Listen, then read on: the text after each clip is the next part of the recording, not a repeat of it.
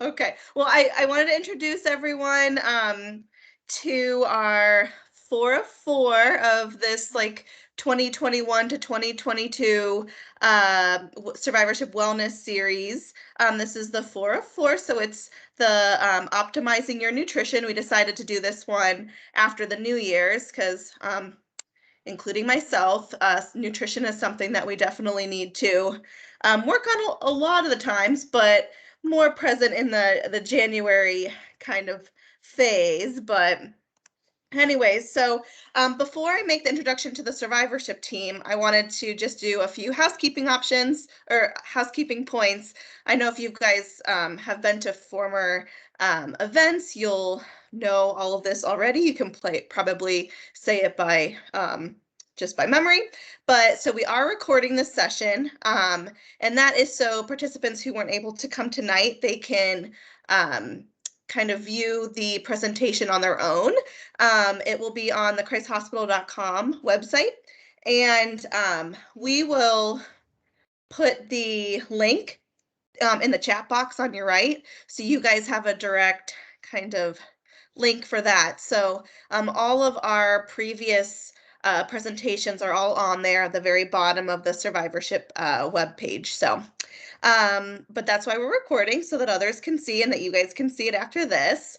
And then, so I think you probably already know you're kind of forcefully muted and no video just for right now, so that we can minimize the distractions for the presenters. But there will be a Q&A session after the presentation, and we'll be able to unmute you guys. So what we'll do is we'll kind of give you the option to unmute yourself back. So just because I push that button doesn't mean that all of a sudden I hear everything what's going on, but you have that capability to ask a question over your mic. You can also, throughout the presentation, if you think of a question that you might have, you can always put it in the chat box on the right, and then Alondra is going to be looking throughout and making sure we're not missing any questions, and we'll address those at the end. And then at the end of the presentation, there will be, in that lovely chat box we keep talking about, there will be a link to a short survey, and you don't have to email it back or anything like that. This is new technology in the survivorship realm, just new to us. But so it's a really quick survey, and what's nice is that will tell us what topics you guys want us to kind of find and get presenters on for this upcoming like 2022, 2023 realm. So look for that in the chat box at the end, and I know Alondra's gonna remind you at the end too, so just be on the lookout to that. So real quick, the survivorship team, so this is our lovely faces. I'm in the middle, Alondra's on the left. So Alondra and I are kind of a general survivorship nurse practitioners. So we see all different kinds of cancers see all different kinds of patients after their treatment, depending on, it doesn't matter what cancer. And then Hannah, she is specifically with gynecologic oncology, so she's another nurse practitioner that works with us. And then Aaron is our nurse navigator, so he is kind of the glue that holds us together, kind of does everything under the sun, talking to patients, organizing the kind of our day-to-day and programmatic growth and stuff like that. So that's kind of the survivorship team that we have, which we're really proud of, that it grew from me being a half a person to all these lovely people. So that's really exciting. And then Misty Bostick, she is our social or oncology social work supervisor. So she works really closely with our survivorship team and helps with these events as well. She's not pictured. And then I obviously wanted to introduce, these are our lovely dietitians that work throughout the Cancer Center and different offices. So Sarah, Kristen, and Laura, they are going to be presenting today. And what they'll be presenting is 3 different things. So the evidence-based nutrition recommendations for survivors, fact or fiction claims in cancer nutrition topics, and then ways and strategies to level up your current diet. So that is kind of what we have in the works. So we are going to go to Laura. Okay, hello. Can you hear me okay? Yep. Excellent. Thank you, Allison, for that introduction. Hello, everyone. My name is Laura Locke. I'll be presenting this first portion of our discussion of nutrition and cancer survivorship. Allison, if you want to take me to that first slide. Thank you. So to start, I'm going to review about nutrition and cancer survivorship. We know that the number of cancer survivors is increasing due to earlier screening and detection and better treatments. In 2016, there was an estimated 15.5 million cancer survivors in the US, and it's expected to be over 20 million by 2026. Approximately 38% of men and women will be diagnosed with a form of cancer at some point in their lives, and 2/3 of those are surviving at 5 years. For those long-term survivors, it's important to prevent other illnesses too, like diabetes and heart disease. Research from recent studies suggests that food choices and exercise may also affect cancer progression. The risk of recurrence and overall survival in people who have been treated for cancer. This class will address common concerns of cancer survivors regarding diet and physical activity. A cancer survivor is anyone who's been diagnosed with cancer. It's important to note that nutrition needs change for most people during the courses of the different phases of cancer. It's important to look at the person's overall medical situation when deciding on nutrition goals. And during phases of cancer survival, nutrition guidelines for prevention can be used as the basis for a healthy diet, although some survivors need to modify guidelines to accommodate nutrition needs caused by their treatment. In persons with really advanced cancer, nutrition can help maintain a sense of well-being and quality of life. Eating should be for enjoyment, and the diet may need to be adapted to meet needs for poor appetite, taste changes, or difficulty swallowing. We see that all the time. After recovery from treatment, prevention guidelines may be beneficial in preventing recurrence for new cancers, although they may need to be modified for some survivors. And just like cancer treatment varies with the type and the stage of cancer, diet and exercise needs may vary. For example, patients with bowel obstruction or chewing problems may not be able to eat the high fiber diet. Cancer survivors receive a wide range of advice from family and friends and the internet and even us healthcare professionals about what they should be eating. They take and they do combat cancer. Unfortunately, not all the advice is based on reliable research. What I'm going to present today is based on decades of research reviewed by the American Institute of Cancer Research. Next slide, please.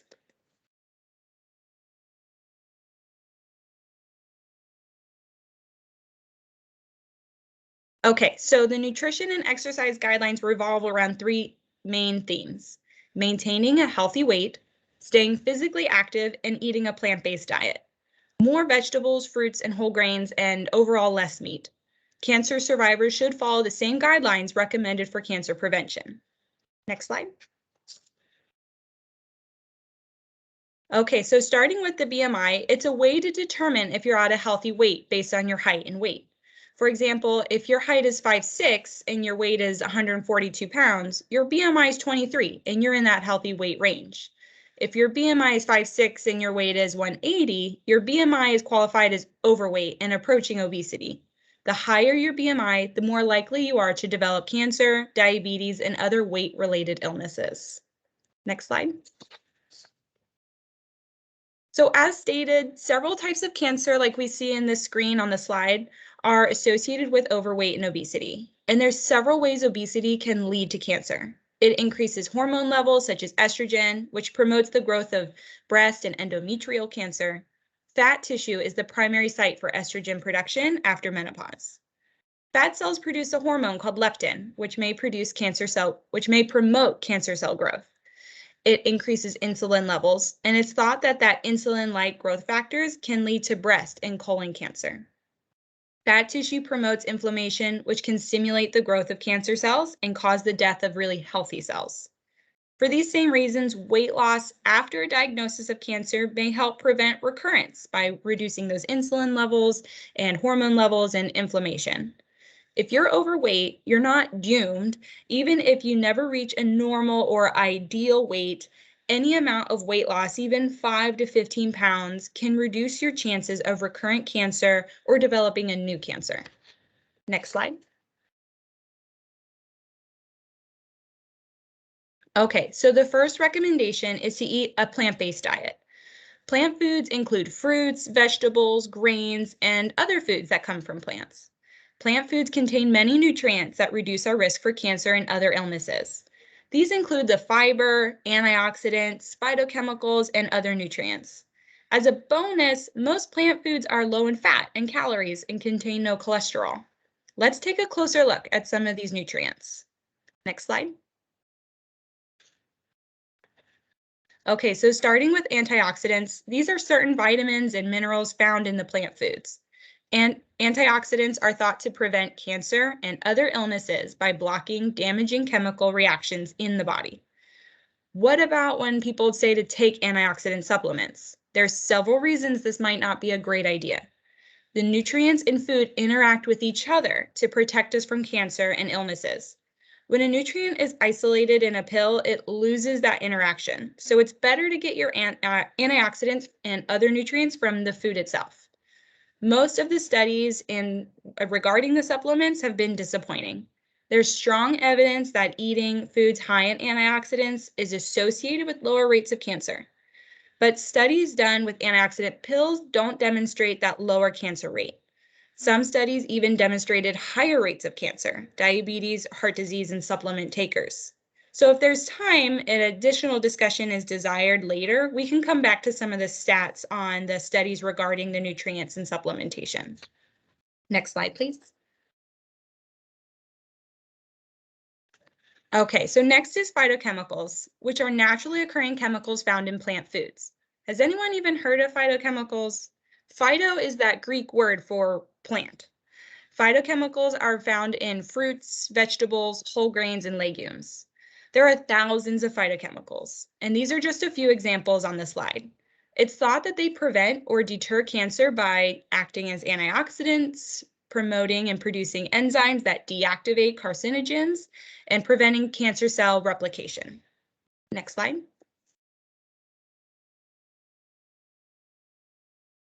Another benefit of consuming a plant-based diet is the fiber content. Fiber is found only in plant foods and not in animal foods. It's not certain that fiber itself can reduce cancer risk, but people who eat high fiber diets are less likely to develop certain types of cancer. It's been thought that fiber reduces colon cancer by speeding food through the colon, so carcinogens, which are those cancer-causing agents, they spend less time in the colon. Or by diluting carcinogens, which makes the carcinogens less powerful. High fiber foods also provide those prebiotics, which are food for the probiotics or those healthy bacteria in the colon. Maybe it's other cancer fighters that are found in high fiber foods, or maybe eating a high fiber diet causes people to eat less meat. At any rate, eating a high fiber diet is a good thing. Next slide. Let's take a look at another type of plant food, which is the grains. There's two basic types when it comes to nutrition, those whole grains and refined grains. Whole grains are healthier because they retain all parts of the grain.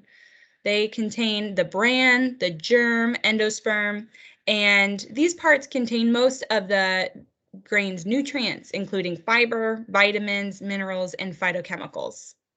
Refined grains, they have the bran, the germ removed, so that all that remains is really that starch, the carbohydrate, and the protein.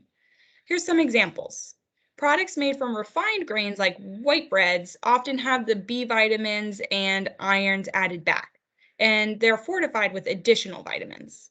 So if for some reason you're unable to eat the whole grains on the left, like the oatmeals and the bran flakes, at least choose those that have been enriched or fortified with the vitamins and minerals. The easiest way to add whole grains to the diet is to eat the whole grain breakfast cereals and whole grain breads. The oatmeals, like I said, Cheerios, shredded wheat, and others would be good whole grains. Next slide. So here's an example of a nutrition facts label we see on packaged products and what we're looking for, which is that whole grain product as the first in the ingredient list. Next slide. Moving on to other foods in the diet, this section discusses the American Institute Cancer Research recommendation on red meats. Red meats include pork, beef, lamb, and veal. And processed meat refers to meats processed by smoking, curing, or salting, or by the addition of preservatives. Ham, bacon, pastrami, and salamis, hot dogs, and sausages fall into this category. There's convincing evidence that excessive consumption of red meats and processed meats causes an increased risk of colorectal cancer. When meat is preserved by smoking, curing, or salting, or with the addition of those preservatives, cancer-causing substances can be formed. These substances damage cells in the body, leading to that development of cancer. You don't need to avoid red meat altogether. Studies show that people who eat 18 ounces of red meat a week have the same cancer rates as strict vegetarians. This averages out to be about 3 ounces a day. That's about the size of a deck of cards. Red meat is still a really good source of iron, zinc, protein, and B vitamins. Next. So here's some tips you can use to get away from eating too much red meat. An advantage of using the fish example is that it contains healthy omega-3 fatty acids. Omega-3s are linked with a lower risk of heart disease and may also have a role in cancer prevention. We could also have legumes for a vegetarian meal. We could switch to a lean option, like a 3-ounce portion of a white meat, and use meats in stews or stir-fry casseroles to make it go farther. We're spreading it out with other foods in that dish. Next slide. Legumes are so nutrient-packed that they can be used as a meat substitute, a carbohydrate, or vegetable. Here we see it compared to meat, and they have similar amounts of protein, but no fat or cholesterol, and even more fiber and even iron. Next slide. Another way meat can lead to cancer is by the formation of carcinogens called HCAs, or hydrocyclic amines. These are occurring when they're cooked at very high temperatures, such as deep frying or grilling.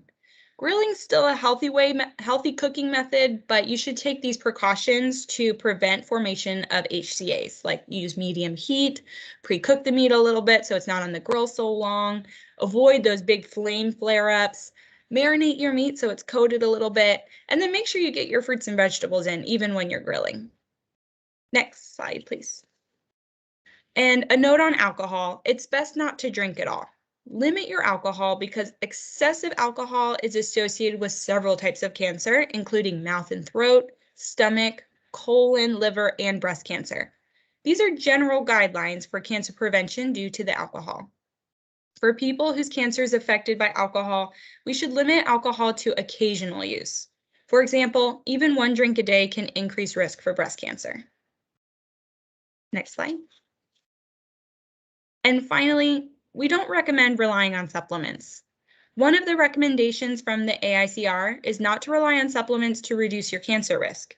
As I mentioned earlier, nutrients in food interact with each other to protect us from cancer, and so far it's been impossible to replicate or reproduce that right balance of nutrients in a pill.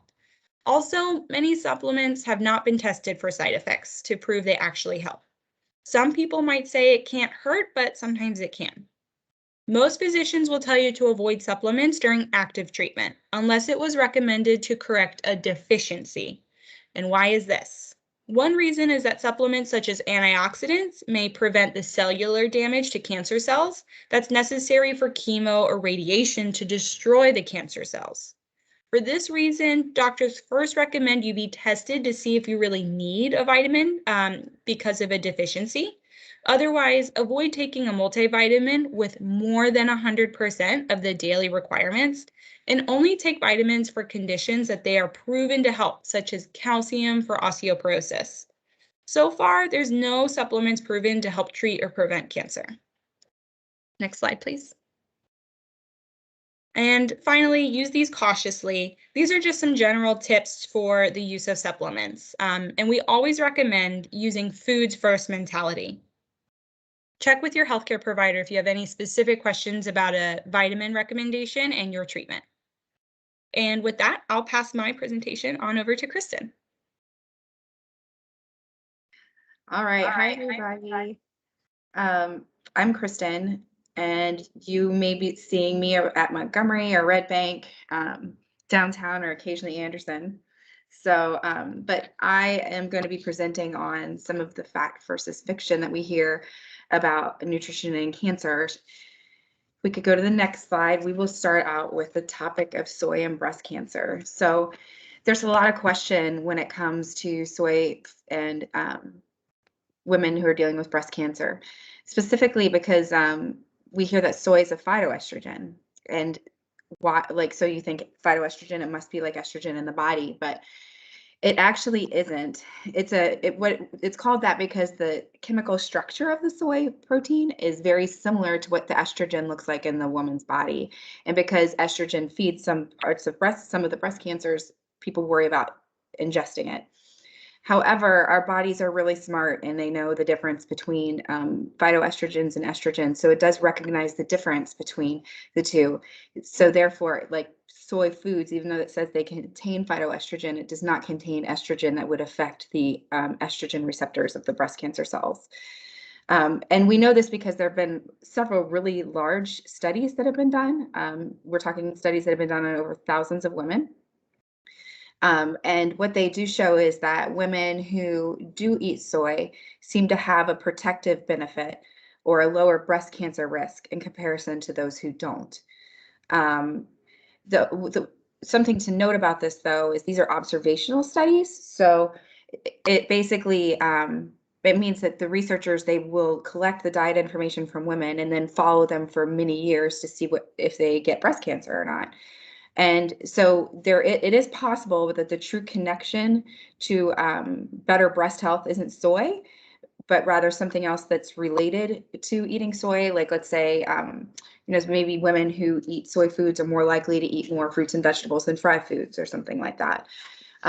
However, we can at least be reassured that eating soy is not harmful to women with breast cancer. And it doesn't increase the breast cancer risk. Also notable is that these studies have been done in both US and Asian populations. And so in the Asian population, soy has been much more prevalent in the diet for a longer period of time, where in the US it hasn't. So it just kind of shows that in both populations, whether it's something that's been around in the diet for a long time or if it's something newer, there is still, it does not increase the risk of breast cancer recurrence or when you're fighting it. So. Next slide. So what's important to note, though, when you are eating soy foods, that it's better to use a whole food source rather than a supplement. So the research that's been done on soy has been actually done in foods, not so much on like the dietary supplements of isoflavone-enriched powders or soy pills, those kinds of things. So when you are going to be eating soy, we're recommending you get it from the whole food rather than from a supplement. If by some chance you're going through treatment and a soy medical food supplement is recommended, that's fine, but we're not wanting people to supplement with large amounts of these other non-food soy products. The studies have shown that the soy foods are safe in women with breast cancer and them when they're taking about 2 to 3 servings of them a day. Servings being like, let's say, a cup of soy milk or a half a cup of soy nuts or edamame. And it's encouraged again to eat the whole food if possible. So what exactly does that mean? It means tofu, tempeh, soy milk, and edamame. If you're going to have like a bar or something that has soy protein in it, that's fine. But just like with other foods, the less processed, the better. A lot like what Laura was talking about. So to summarize soy and breast cancer, the current consensus among health experts is that soy is okay to have for our breast cancer survivors. And it shows that as more and more research is coming out, it suggests that soy foods may actually decrease the likelihood of breast cancer recurrence in women that have a breast cancer history. But the evidence isn't quite strong enough to recommend to every single person to make sure that they're eating more and more soy. So I hope that makes sense. These topics that I am happening to go over are all 1 hour long presentation topics all on their own, but we're trying to do like a summary. So, all right, next slide, please. So does sugar feed cancer? This is the huge topic, right? Everyone hears don't eat sugar, it feeds cancer. But it's something that's important to note is that every cell in our body requires sugar. Okay, sugar is energy. Sugar goes into the cell and is pulled into the cell by insulin to make energy for our bodies. We need it to breathe, to sleep, to digest our food, for our brain function to work. And speaking of the brain function, because it is so important, our body has many mechanisms put into place that even if we don't get sugar from carbohydrate or something like that, we will get sugar from other sources. And this includes protein and fat. So even those keto diets that everyone's hearing about, the body will still make sugar in some form or fashion. And so the body can keep functioning. Okay. In addition to that, it's important to note that just trying to avoid all the sugar in the diet can cause such anxiety and stress, in addition to all the other treatments and things that you're dealing with, that it can cause increased like fight or flight response, or it can increase the hormone production in your body that then raises your blood sugar levels anyways and decreases your immune function. Laura mentioned it earlier in the presentation when she was talking about how certain cancer cells respond to insulin and hormones and stuff like that. Well, this is another way that can come from. So basically, between the increase in the stress response and like some of the other things that come along with trying to avoid sugar, it kind of, if there was any benefit, it kind of removes that benefit. So what research has shown, however, it's more sugar's relationship to insulin levels and the growth factors that are associated with those insulin levels that can influence cancer growth the most. So I mentioned it a little just a few minutes ago, but when we get blood glucose or sugar in the bloodstream, our body produces insulin. So the insulin is there to either store the extra energy or it's there to pull it into the cell and use it for energy. So when you have high blood sugar levels, your body's going to produce more insulin. And then by increasing those insulin levels, that actually can be more harmful. It can lead to longer chronic disease issues, like more long-term issues. It can also, some of those cancer cells that Laura was mentioning earlier, have those insulin receptors. So we want to try. So that's another reason why, or maybe that's not the right way to put it. I'm sorry. That's what we want to watch out for with some of the blood sugar levels, is avoiding the really high insulin levels, if that makes sense. So if we could go to the next slide, this may help explain things in a little bit more simple manner. So remember how I was talking about how our bodies use glucose for energy? Well, cars also use gas for energy, right? To get them to move. So how I want you to picture this glucose for your body like gas is for a car. And every cell in the body, like we've been discussing, requires glucose for fuel, including cancer cells, okay? If we don't eat enough carbohydrate, the cells, both normal cells and cancer cells, will still demand some form of glucose. And if we don't provide those cells with the glucose, it's going to break that down from our muscles and from our immune system, okay? So in order to minimize this muscle loss and to minimize the immune compromise that comes from it, we need to provide a consistent source of carbohydrate through the diet whenever we can. So something to point out too is cells use glucose, again, like cars use gas. So when you're driving normally, our car uses different amounts of gas, right? Whether we are just sitting there or we're accelerating, getting on the highway.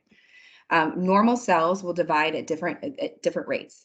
Okay, some divide every 3 days, some every 3 months, some longer. And when the cells are dividing, more glucose is being used. Again, think more energy. Just like when, like, let's say you're getting on the highway and you're accelerating, your body's going to use a lot more gas to get to, or not your body, sorry, your car is going to use a lot more gas to get going. So when So just like if you think of us accelerating the gas to get on a highway, our body is accelerating when it's going through that cell division, which cancer cells divide very rapidly. And then once they're done dividing, it starts using less glucose. Just like when we get up to full speed on a highway, we start using less gas. So cancer cells are like cars when we are accelerating. We've got our gas all the way down to the accelerator, all the way down to the floor. We're giving the car as much gas as we can. And because cancer cells divide much faster than regular cells. So if you want to be able to drive your car, you're not going to be able to fix your car by letting it run out of gas when the accelerator is all the way down. So the whole point of this is you cannot starve the cancer cells of glucose because you're also going to be starving your healthy cells of the fuel it needs to function. And the cancer cells, they're much more tenacious than any of the healthy cells. And so the cancer cells are going to make sure they get the glucose they need at the expense of the rest of your body.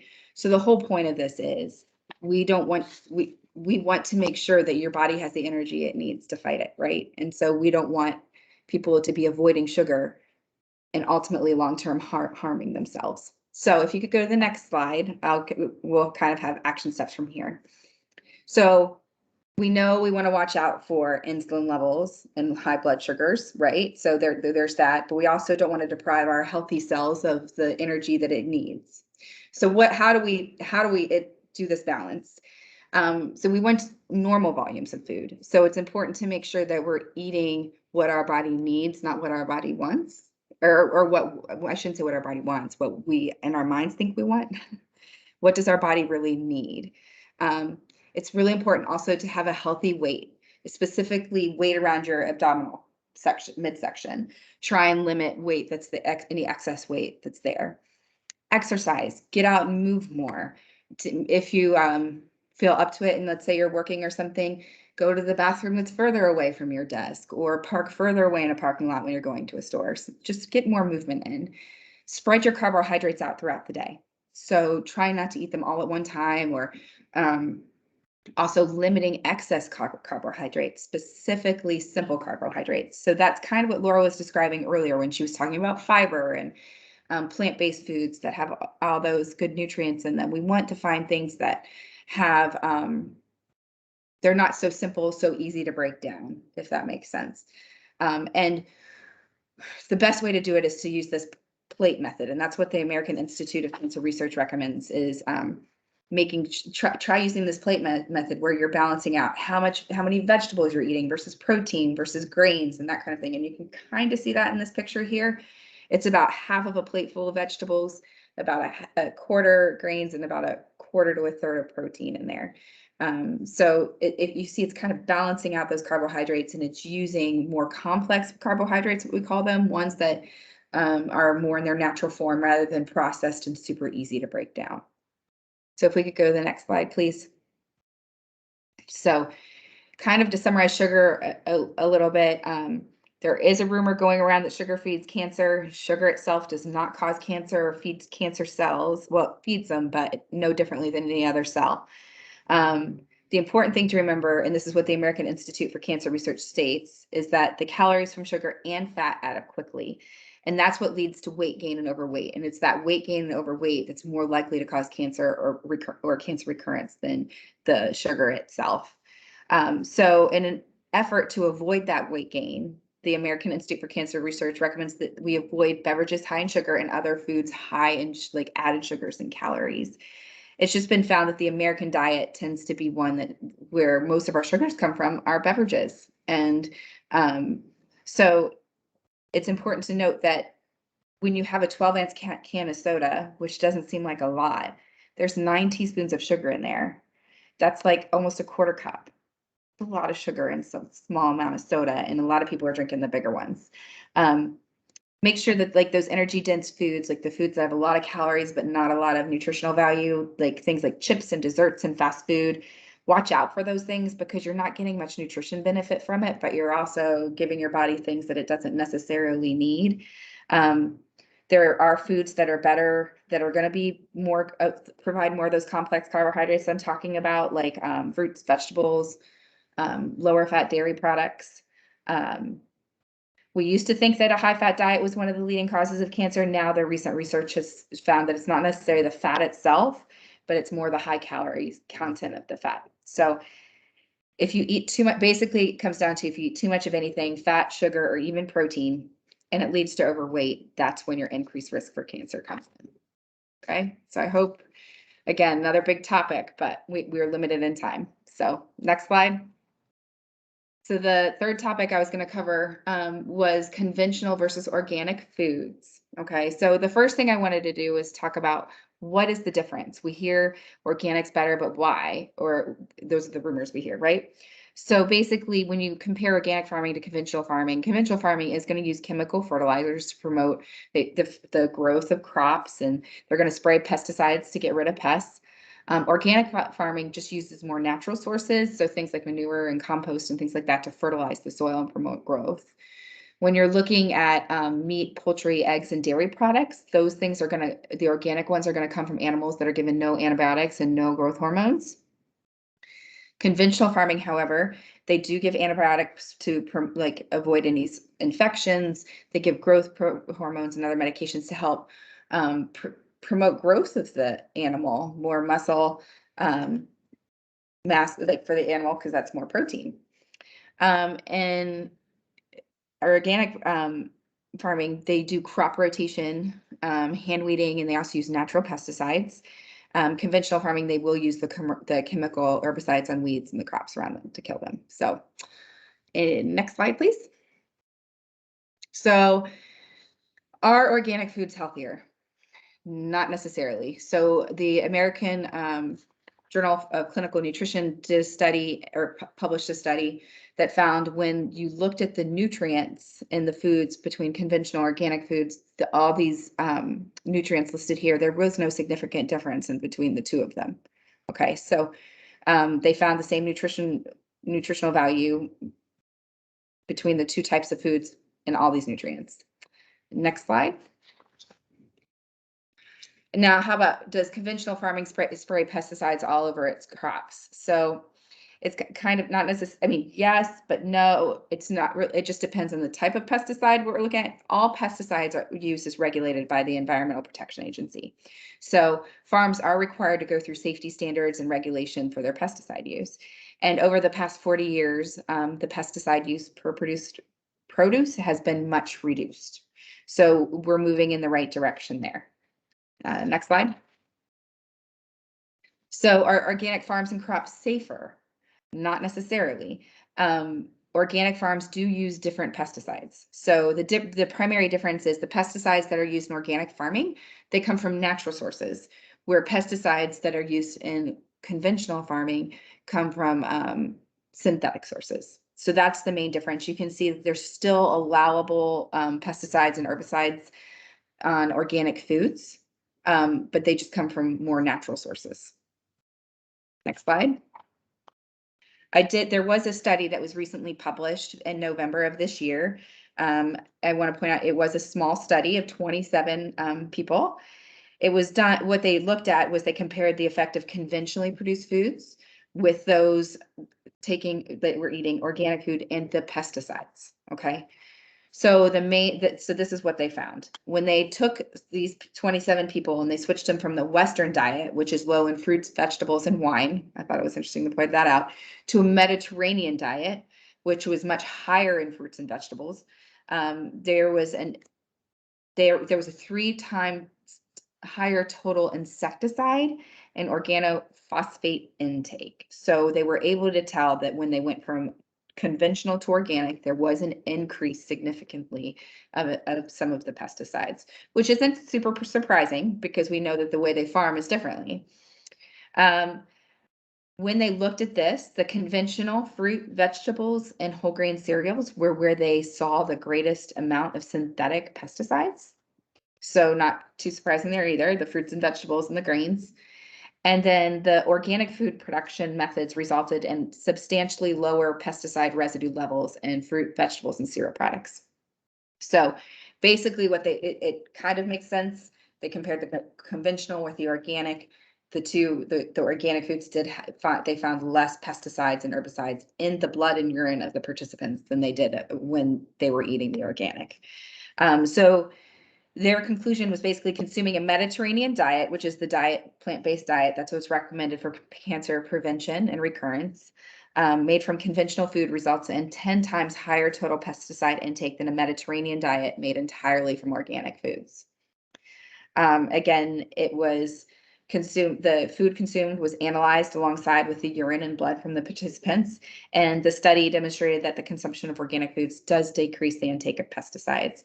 What was not put in this study was the levels. So, I mean, they can say what these levels were. They were 10 times less or whatever, but they do, again, pesticide use is regulated by the Environmental Protection Agency. So all these levels were still below what was considered the safe level from that agency. So what's better? Next slide, please.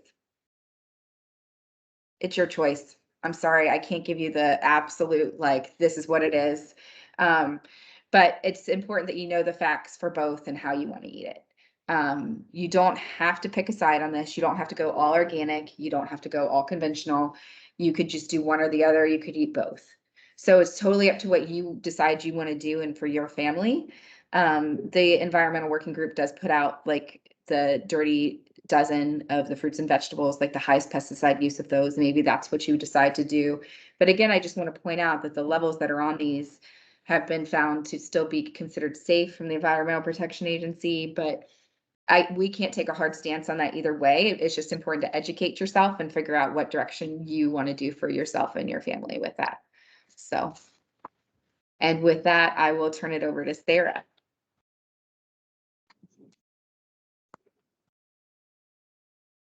Okay. Well, hello, everyone. So my part of the presentation is called Level Up Your Nutrition. I'm going to talk about several things, but one thing I like to always talk to people about is, I mean, just this title, Level Up Your Nutrition. I always say we are all on this journey of like our wellness journey, right? So we have all of these suggestions, and there is kind of, you know, a myriad of where you're at right now. So just taking little steps, taking some of these suggestions is kind of where you want to start.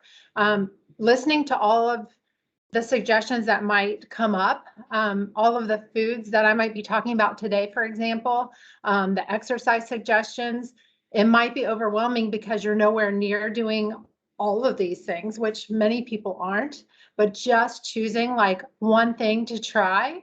I think all of these things that maybe I'm going to present to you will potentially help you feel better. And I think that itself is just motivating to want to try something new and add it to your repertoire and just keep adding things, because all of this stuff is to benefit your body and your quality of life. And the whole topic today is kind of just preventing cancer, preventing reoccurrence, and essentially preventing chronic disease itself, and just making ourselves feel better and be stronger. So next slide. All right. So one of my favorite topics is exercise. Maybe not everybody's favorite topic, depending on where you're at, right? So these are guidelines kind of across the board. There's multiple guidelines, but they all kind of lay into being active and either getting moderate exercise where you're walking so your heart rate's up, but you can still talk. And then vigorous exercise is a little bit more vigorous, right? So like you're breathing heavier, you can still talk, but maybe you can't like sing or say more than 3 or 4 words in a sentence type of vigorous exercise, right? It's just a matter of how intense your workout is. So if you're doing moderate exercise, they're saying 150 to 300 minutes, and research actually supports if you are doing 300 minutes of exercise per week, that actually promotes weight loss. So if that's one of your goals, building up to that 300 minutes per week might be a great goal to start. We do know that exercise reduces cancer reoccurrence in certain types of cancer, especially breast and colon. Oh, and I guess one of the factors that help reduce the reoccurrence is that it can lower your estrogen and insulin levels, which are both things that we talked about earlier. It can also boost your immune system, which is very helpful these days. And then it also speeds up your colon transit time. So if anyone's ever suffered from constipation, one of our suggestions is to move more. And by moving more, it increases peristalsis, which is your colon, like kind of pushing all the food through your stool through faster. Because the more it kind of sits still, the more kind of bad cells can grow and develop. So you want things moving through because it feels better anyway, but exercise can definitely help that. So of course, some of us have we all have certain limitations with exercise. So you want to, start where you're at. If you need help with that, we can definitely point you to some great resources. But usually about 99% of the time when you ask your doctor if you should be exercising, he or she is going to say, of course, absolutely. But you want to find safe, effective ways that you can exercise. So next slide. All right, so the key is to move more, sit less. You can read through these little tips, but most of these are just moving more throughout the day. So I always tell people exercise itself doesn't really count if you're doing things you're already doing. And another thing that I always like to say is you aren't going to make changes if you continue to do the same things that you've been doing, right? So we need to up the game a little. So start walking a little more. Wear a pedometer if that helps to track your steps and just do 10 more steps every day. I like to tell people if you're if you're retired or you have the ability to walk for just 5 minutes after each meal. Those insulin receptors that kind of pull your glucose to the cells for fuel. Every time you eat, get up and move for 5 minutes, and that's going to help that utilization so that you're using your fuel and not storing it. And most times when I recommend people just take 5 minutes after meals, they're like, 5 minutes? I can do 10 minutes, or, so you start somewhere easy, somewhere maybe not easy, but somewhere doable, right? And then you just build from there, and you'll build your endurance slowly, which is the safe, effective way to do that. There's been a lot of research actually too on just doing 3 minutes, like each hour or every other hour or wherever you can start. Just get up and move for 3 minutes. And that has actually been found to do things like lower blood pressure and have like physiologic benefit in your body. So it doesn't have to be, you have to go out and work out for 30 minutes at a time, because many of us can't do that right away. So just start where you're at and start today, because too often we also say we're going to start next week or next month or after this or that, but just start wherever you're at and just do a couple minutes and start moving more. Next slide. All right, so what I'm talking about today is leveling up nutrition as well. So one of my favorite things to say is be intentional with your choices.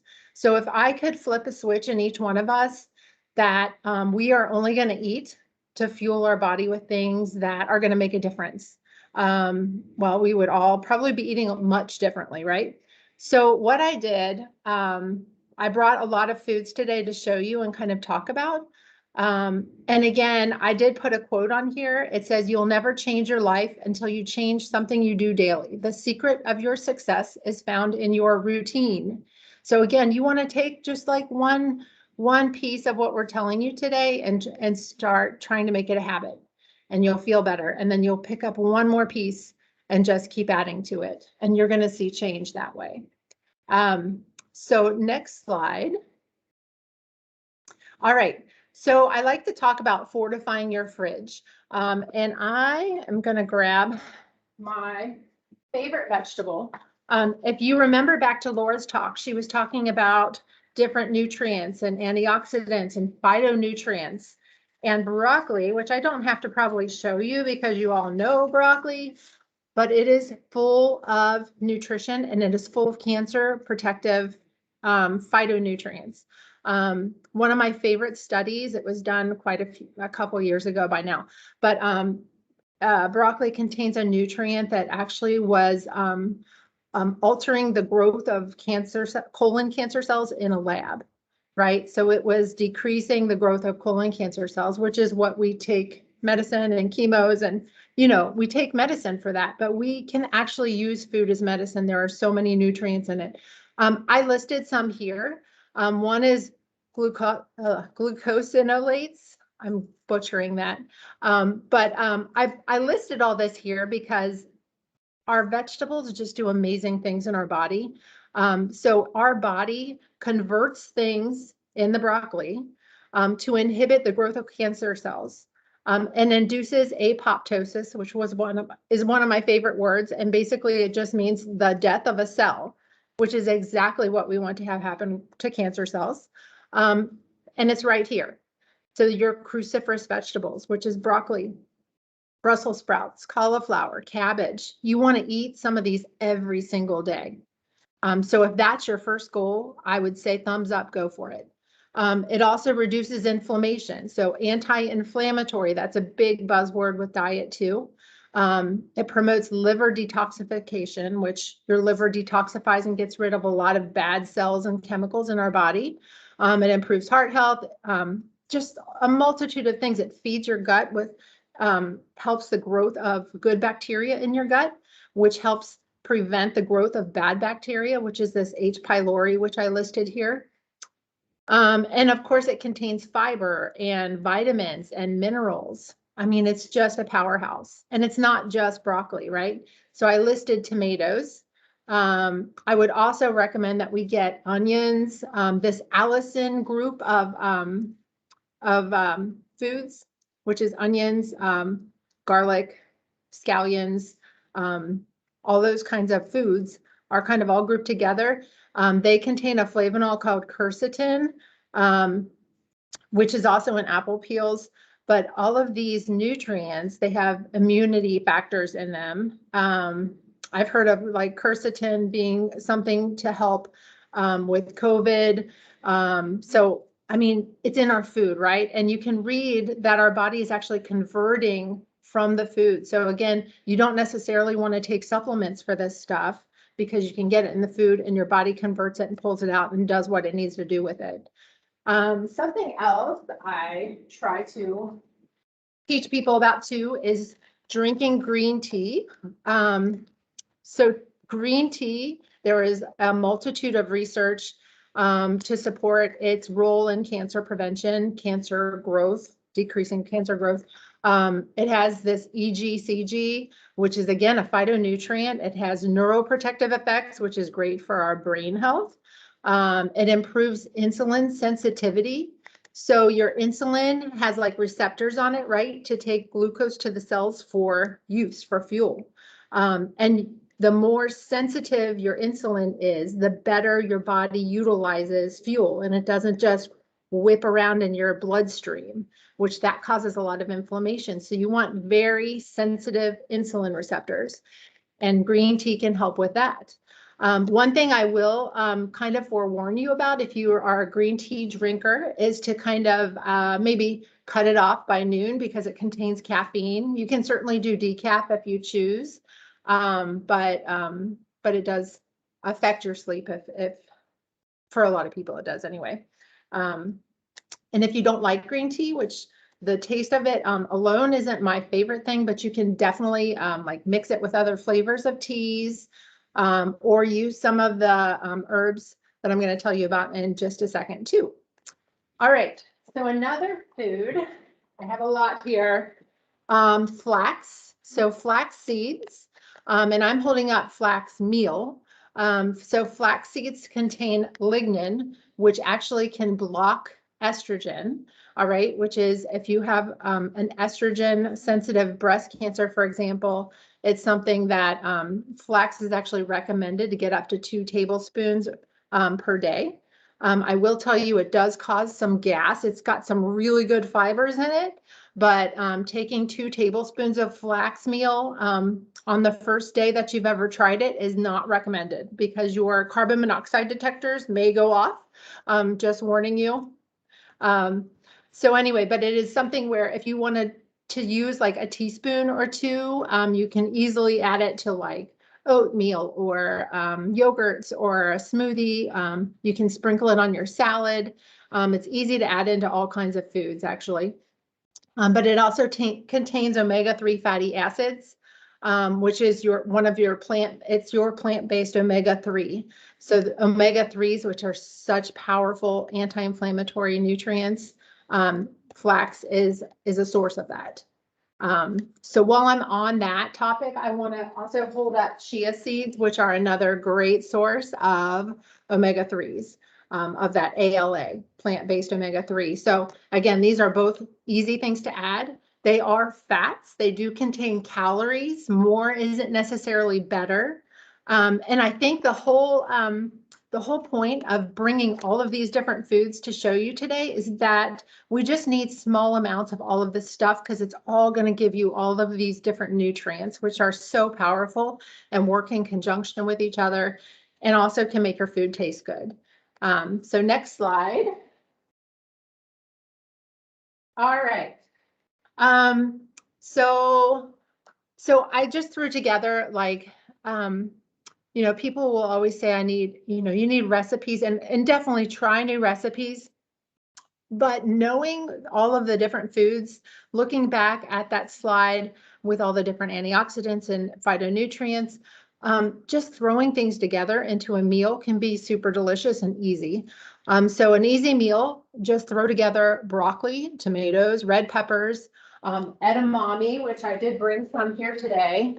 You know, getting 2 servings a day of soy is recommended. It's got great protein, it's got great fibers, it's got great phytoestrogens.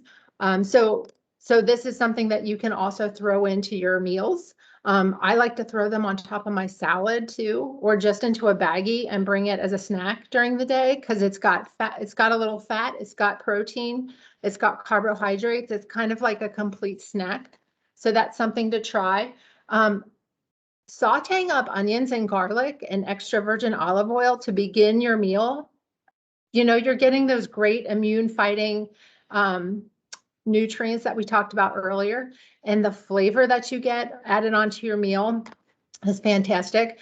So that EVOO is extra virgin olive oil, definitely a nice anti-inflammatory thing to add to your meals. And then trying something like red lentil pasta. I'm not a big lover of processed foods, but red lentil pasta, usually that's the only ingredient in your pasta, and you're going to get a lot of protein and fibers from the lentils. And that's throwing together everything into your bowl. If you can add on salmon or you want to put some different protein on top of it, I just threw that in there for an easy meal. So other things I wanted to show you just for your own knowledge, because I think it's fascinating. Brazil nuts. So I have some right here. Did you know that eating 1 to 2 Brazil nuts a day gives you 100% of the selenium that you need in the entire day, just from 2 little Brazil nuts? That's pretty fascinating. You don't want to eat a whole bag. Again, you can actually get selenium like overdosing, excuse me, but 1 to 2 a day. So just little ways you can get little things here and there that are just going to add up to what your body needs to fuel it correctly. Nutritional yeast is another kind of funny little food. If you've never tried it, it has amazing amounts of B vitamins. And it's something that I like to sprinkle like on my salad, for example. I also mix it with tahini. If you've ever used tahini, which is what you can make, I just blanked out. Help me out. You dip hummus, yes. So you can actually make some really good sauces with tahini and nutritional yeast. But just for an example, it has B12, which is something that a lot of people need. It has 580%, which is like way more than you need, but that's 2 tablespoons. So just getting like a a couple of teaspoons of this stuff has powerful, powerful B vitamins for you. So I like to just bring that up because a lot of people have never used it. It's also really good to sprinkle on popcorn. So you don't have to use like butter or cheese on it because it has like a cheesy flavor to it. So nutritional yeast, that's another one. Cacao powder is just like the dark chocolate part of chocolate that is good for you. And there's no sugar in it. So that's something you can add to like yogurts, or sometimes I add it to my coffee. But there is nutrition benefits and phytonutrients in the cacao powder. Pumpkin seeds. These are, I just get these at Kroger's, but they're called pepitas. Pumpkin seeds are one of the highest magnesium containing foods that you can eat. And magnesium is a mineral that's harder to get. So that's something that, again, you can just munch on them. You can sprinkle a tablespoon or two on your salad. But that's one of my favorite things as well. I brought blueberries too, because they have powerful, powerful nutrients. They have vitamins, of course, too, but they're a nice anti-inflammatory food. So I always keep blueberries in my freezer. And also, I like to tell people too, frozen blueberries, when they thaw out, like if you would put them on your yogurt or oats or whatever, the cell wall breaks down when they're frozen and then thaws. So then you can kind of mash them up and they can flavor your stuff up. So you could try to have, for example, plain yogurt without any added sugars and then put some blueberries on it, smash them up after they thaw, and you have like wonderful flavor with lots of nutrients and nothing added that you don't need. Okay, next slide. Okay, so I wanted to kind of teach you guys about one of my favorite drinks, and it's spiced golden milk. And this is what it looks like when it's finished. I made this last night, and I actually use soy milk, unsweetened soy milk for mine. You can use like unsweetened coconut milk or almond milk. You can use cow milk, but this is the recipe for it. And then just to show you what I use with it, I use like whole cinnamon sticks and turmeric. So this is fresh turmeric. Hard to find sometimes. I can get it at Kroger's in the produce aisle occasionally, but look at how nutrient, let me hold that up. It is super, super colorful, right? And it will stain your cutting board, but that's because it has powerful, powerful nutrients in it. So turmeric, I'm going to get my cheat sheet just so I can tell you appropriately all of the benefits of it. It contains a nutrient called curcumin, and you can use dry turmeric as well. So you can buy it dry as a spice. I don't prefer it in my milk as much because it kind of settles on the bottom. But anyway, it's a powerful anti-inflammatory. It's an antioxidant. It can inhibit the growth of cancer cells. There's research to support that. But it again, that apoptosis word, killing of cancer cells, that's something that curcumin does. But to pull that nutrient out of the turmeric, you actually need to combine the turmeric with an oil and black peppercorn. All right, so there's pepperine, which is another phytonutrient that's in black pepper. So it's just kind of an interesting chemistry. I don't know who came up with it, but you need that combination. So a lot of times I'll use coconut oil in my milk just because I like the flavor of it. And then peppercorns, ginger, which is another fabulous nutrient to start using if you aren't already. I just slice this up and simmer it in my milk. You can also, start using this in your stir fries or with your vegetables, or even on your, if you do any proteins, you can kind of add it to that as well. Ginger is a great anti-inflammatory food, and it's also great to be used with any digestive issues. It's got some great anti-nausea properties too. So lots of things can be done with ginger. So let me see. I think that's all I want on that slide. And just to show you the golden milk, there are like many different ways you can make it. I simmered it last night in a pot. You can make, like, sometimes I'll make a whole half gallon, like a big stock pot full, and then I'll just jar it up so I have it throughout the week. You can make this turmeric paste so that you can use it, small amounts of it over time. All right. And then the next slide, I don't know if I put the next slide in. Yes. So this is awesome because this is golden milk powder. So I actually mix this. I don't make this with my golden milk, but I'll mix this into like yogurt, or I drink kefir too. So I will like mix this in with my kefir and smash some blueberries in with it too. There's just all kinds of things you can do to try to get these nutrients in. You can also like mix this into rice or your vegetables, just to add a lot of flavor.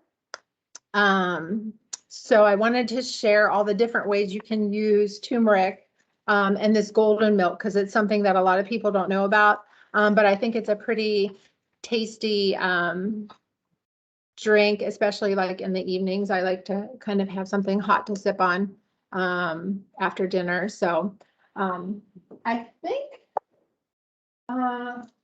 that's it, but go to the next slide just to make sure I'm not missing any. Yes. So that's it. Thank you. Thanks, Sarah. All right. So I am going to stop sharing my screen, and then if all the dietitians want to show their lovely face, hopefully they're not scarfing their face with food or something. Nope, all good. And then Alondra, has there been, I think I saw some questions in there. Yeah. So we've got about 20 minutes or so. Absolutely. So first question was, do you guys have any particular opinions on stevia? Yes. Whoever wants to answer, go ahead. I use it. It's a natural sweetener that doesn't have any of the calories that regular sugar would have. So I use it in my coffee and stuff. Yeah. So I have opinions on a lot of things, but what I say is, again, to remember that we're all on like a journey of where we're at with foods and how we want to use them. So I have read different research about sweeteners themselves and the insulin response in your body. And there is research that supports when you eat something like an artificial sweetener, for example, your body responds with insulin thinking that it has something sweet. So if you're trying to reduce that insulin response, that's kind of the back and forth with our artificial sweeteners themselves. Sometimes, and stevia is from a plant, so it's not like you're having sucralose or saccharin or something like that. So anyway, so that's one way to look at it. So again, it kind of just, depends on where you're at with things. So. Awesome. Well, thank you so much. The next question is monk fruit okay to use instead of sugar? Oh, that's a good question. I've always thought about that too.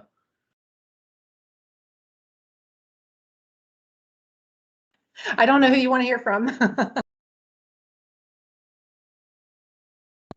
about any thoughts I and would ideas? say yes. Yeah. Yes. Certainly, and I've actually seen monk fruit like as a syrup, like a pancake syrup, and I've had that before, and it's actually pretty delicious. It's supposed to have less of that, insulin spiking capabilities, but I obviously don't have a lot of research behind that. So do you guys think it's a good alternative? Okay. I can speak to sweeteners. This is how I think about it. If we're gonna have something sweet, have it like you're eating something sweet, like a treat. It doesn't negate it being a healthier version to have more of it. still treat it like a treat. You can have a little bit, but still treat it like a sugar. We can't get away with having more because it's supposedly healthier. It's still a sweet. Yeah, that makes sense. Yeah, absolutely. Second question is, and actually don't know what this means, but any thoughts on triple negative breast cancer and foods and high in methionine? Am I saying that right?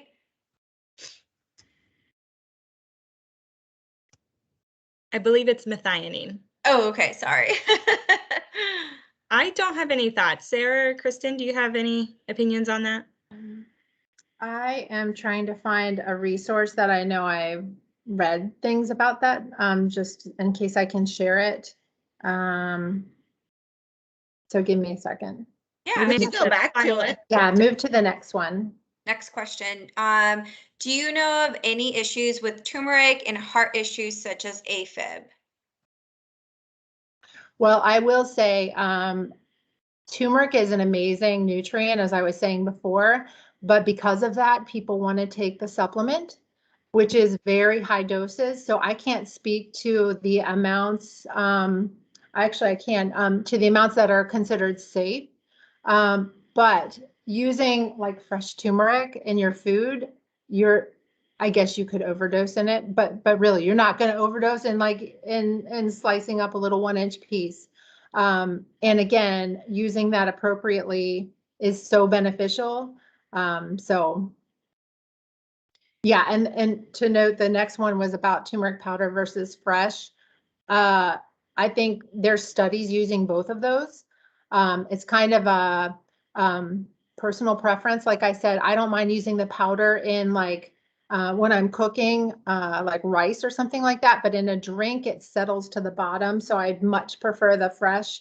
I also always think that the fresher your food, the more nutrient benefits you're going to get, because the less things kind of settle and, I don't want to say die off, but through the oxidative process, you kind of lose a lot of nutrients over time. So, so fresh would probably have more nutrients. Okay. But not as concentrated as powder. So that kind of negates what I just said. One question that we do get a lot actually when we see our patients is the benefits of fresh over frozen, right? So when we're talking about eating fresh foods and, making sure that everything's, green and bright and colorful, I always get the question, well, can I get frozen vegetables versus fresh vegetables, or should I get frozen blueberries versus fresh? Is there really a difference? Does it matter? Or I guess, what's your opinion on that? I could speak to that. Like Sarah said, we always recommend fresh if possible, and then taking it a step further, fresh in season, even better. If we can't obtain fresh, then any is good. If we have to choose a more shelf-stable option, I tend to recommend frozen if it's available. These produce options are picked and flash frozen closer to their ripeness, so their nutrients have had a really good time to get to their peak, and then they're frozen, so they stay in that state until we need them. Canned is still good, again looking out for any other sneaky ingredients that are in that canned product that we don't necessarily need. We just need the food itself without any of the extra sodiums or sugars or anything else in there. Do you guys have any other opinions on that? Totally agree. Great answer. Yeah. And frozen is usually picked like at the freshness and frozen. So you're getting, you're getting that. So just get the, the best available and, what's easy and accessible to you. So that makes a lot of sense. Anything, hey, Alondra? Yeah. I'll get the next question, and then you can unmute the individuals just in case they want to chat in person. That was something that we forgot when we first started this, but just so that we're not losing the track. So Rhonda said, I missed the beginning. Are you guys seeing people to get them back on track in office? So I'm assuming that means, are you seeing people in the office with appointments and scheduling them? So that's a good question that you guys could answer. That would be a yes. Are all unmuted. So speak up. Yeah, we're seeing people in the offices as well as video calls. if that's more comfortable. And I believe if you guys want to unmute yourselves on your screen, you can do that. You have the capability of doing that right now. Thanks, I Allison. want to say that I truly appreciate all three presentations. I learned something from each of you that I did not know before. So very grateful.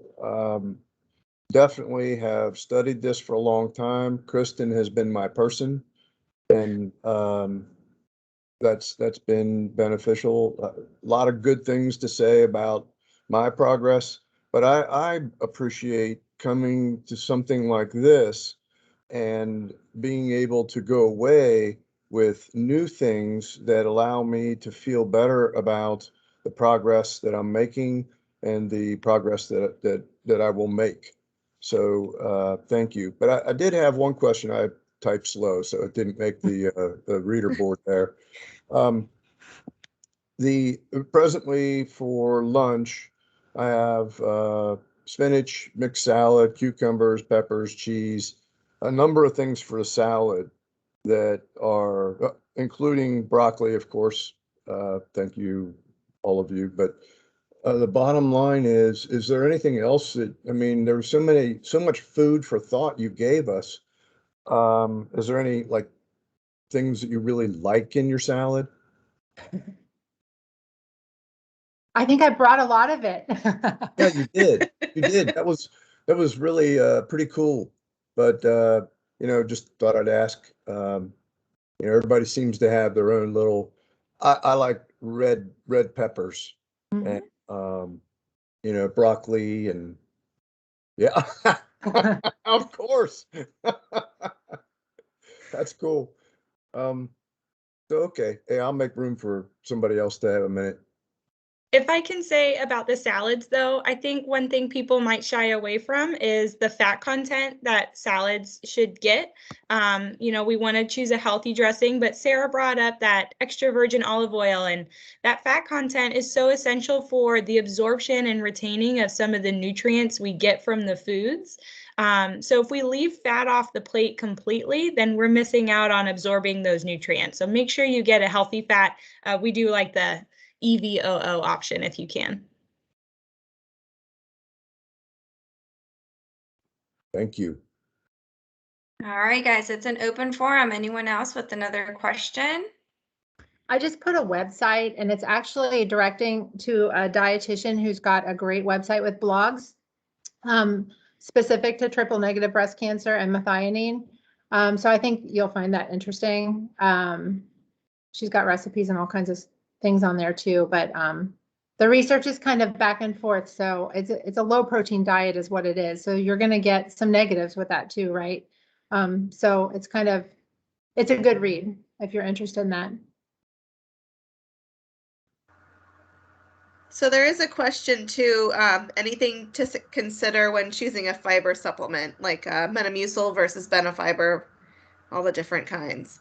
Mm-hmm. Yeah, so I can say a lot of our GI docs really like the fiber supplements. They can help really with stimulation and bowel regularity. Getting that psyllium fiber can also be found in foods.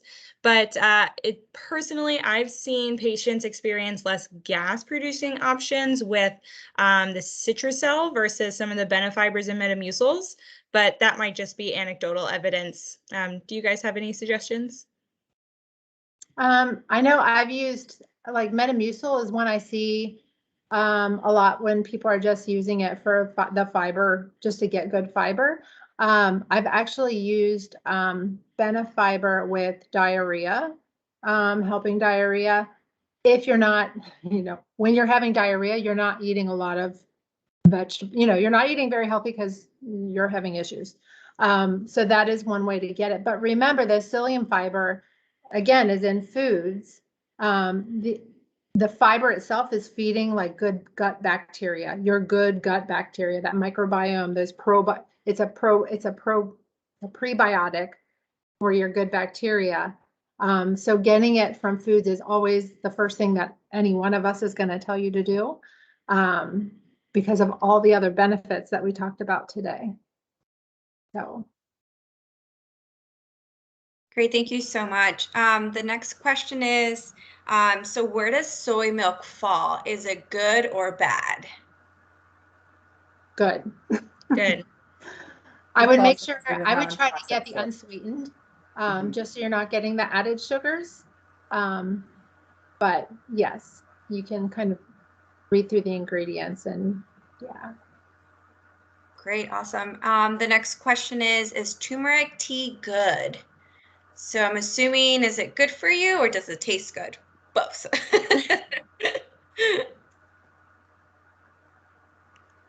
Turmeric tea. I don't know if I've tried turmeric tea. I can't speak to the taste. Sarah, can you help us out with that? Yeah. So, I mean, I like it. So it's just a personal preference, right? I like it in my golden milk I'm just used to those flavors melding together. Again, you read the ingredients of your tea and make sure that it contains pepperine or black pepper, and getting oils in there for the absorption. That's probably not happening in a tea. So that's something to keep in mind, because it's really hard for your body to absorb the curcumin from turmeric unless it has that combination. It's not going to hurt. I mean, and I know there's like green tea versions of turmeric, but again, you really need that combination to get the full benefit of why you're drinking it. So That's a really good explanation. I would also expand that on to some of the other marketed products that are like antioxidant shots. Have you ever seen those? Those little, they look like cute little juices, if you will, and they'll have some of these really great nutrients, but they may not be in quite that blend like Sarah's describing with the oils and the pepperine that we need for absorption. So something to keep in mind. mm-hmm.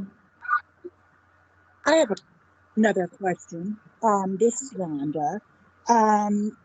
This was excellent. It was so much information. I'm really glad that I was able to tune in and catch you guys.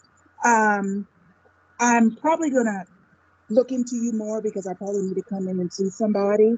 Sarah, are you a vegetarian, by the way, or am I just I'm making not. that up? Okay.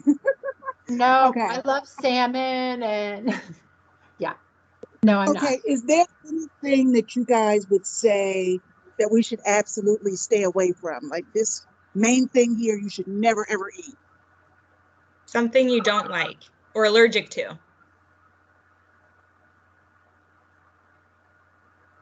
Well, But, and I just say, look at your diet, look at all of the, look at all the guidelines, and what is something that you could start scaling back on.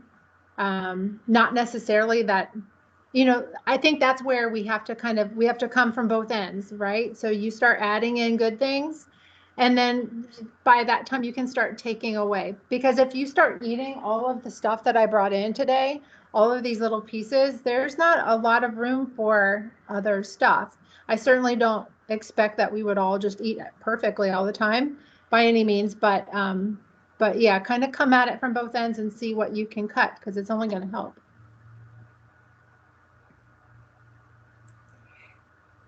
So what do you think, Alondra? Maybe 2 more questions and then I love the last comment. This is Go Dr. ahead. Janssen. I wanted to ask one of you or all of you what you thought about protein bars that contain the soy isolates. There was one that was called Pure Protein that I was eating about 3 years ago. I have metastatic breast cancer, and I was under the impression that it was okay to eat. And I lost about 60 pounds that year doing Weight Watchers and eating probably 4 of those a week. So it helped me in my weight loss program. I ate very healthy otherwise, but what would you say? And I still to this day wonder if those Pure Protein bars, which supposedly contained 20 grams of protein per bar, were a factor in my metastatic diagnosis. So I will speak to that. So I think that's a slippery slope to be on because, I mean, as a survivor myself, I often wonder if all the drinking I did back in my, college years, or you don't know what is causing what. All you can do is start from where you're at and start just making positive changes. So I don't know if that answers your question, but I know where you're coming from. It does. I have not had one since. Yeah. Since October 2018, when I was diagnosed as metastatic, and I'm just afraid to. I mean, I won't even allow myself to have one per week or one a month. And I just, it helped me lose weight, but Right. I feel like it may have been a factor. I just don't know. Well, and if you have other options that you enjoy, then, it's as long as it doesn't feel like you are neglecting yourself of something, like if it's empowering for you to not have it, then I think that's a good way to proceed. Yeah. Okay. Okay. Thank you. And I can say that I think as dietitians, we probably all have our little mottos or mantras, but one thing I kind of take to heart myself is a mantra of variety in moderation, right? Not too much of any one thing, a little bit of everything. I think one of the other dietitians mentioned it earlier as well. Okay, thank you. And by the way, this program has been outstanding, and I do hope that I can go back and play certain parts of it again. Will we have that capability? Yes. I hope Okay, not. good. I'm just kidding. Good. Zero in on Sarah in there in the kitchen. Yeah. No, so it'll be actually, Alondra, did you say you had the website for Christ Hospital that we can put in this little meeting chat? Yep, it's already on there. So if you guys, this video we'll have to edit it and then we'll upload it onto the site. So give us about a week or so until it actually goes up on the site. So definitely you're able to reference it. We unfortunately cannot get through all of these questions, but what I will do is copy these questions to the dietitians and have them answer them. And then I will email you the answers or contact you with those answers if that's okay with you. So just a couple of things. If you can, please fill out our survey at the end. Allison is going to post it on our little chat. It takes about 2 minutes. It's just going to give us some feedback on how we can better prepare for a next series and also, bring topics that are going to be beneficial for you and for your family members as well. And then you'll get an email highlighting today's presentation. I think someone asked if we can attach that PowerPoint presentation. We can certainly do that for you. Yeah. So I know the recipes are on there and I need that recipe for that golden milk for sure. Yep. And then just kind of be on the lookout. We have a tentative Survivorship Wellness series coming up in the spring. We still have not decided on the topic. So if it's something that you really want to know, definitely fill our survey out so we can look at that information and put something really great for you. Questions, concerns, we are here for you as far as the survivorship realm and also our cancer center dietitians. If you need to see us, if you haven't seen us in survivorship, we see everyone, okay? We see all survivors, any current treatments, past treatments, anyone that just needs additional support, guidance, things like that, we are here for you. So Aaron's available. Reach out to him. If you need to schedule an appointment with the dietitians, Aaron can help you with that as well, okay? And we're happy to answer questions that weren't answered because I'm seeing that I'm like, oh, Yes, yeah.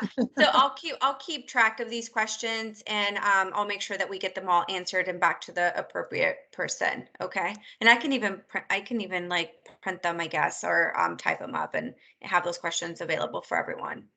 Yeah. And then just FYI, so I just sent that little survey.